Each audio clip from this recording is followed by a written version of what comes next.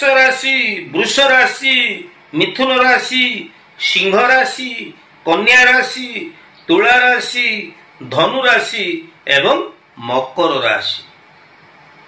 ये सब राशि मान चंद्र चलन से दिन शुभ थिबा जोगु एमाने मध्य केतु ग्रह ठारू शुभ फल प्राप्त हेबे।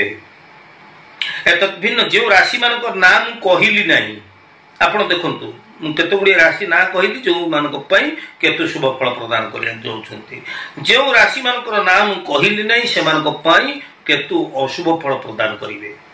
तेबे मन रखु दर्शक बंधु, मिथुन, तुला, बिच्छा, मीन एमानक केतु अत्यंत शुभ फल प्रदान करेंगे।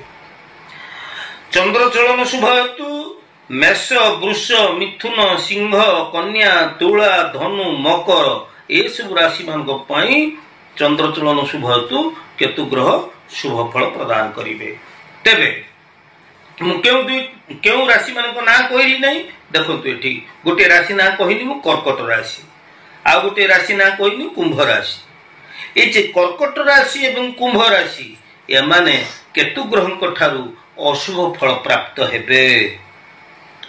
तेबे मोट उपरे आपण माने सम्यक धारणा पाईगले जे क्यों राशि मान केतु शुभ फल प्रदान करेंगे, क्यों राशि मान केतु अशुभ फल प्रदान करेंगे।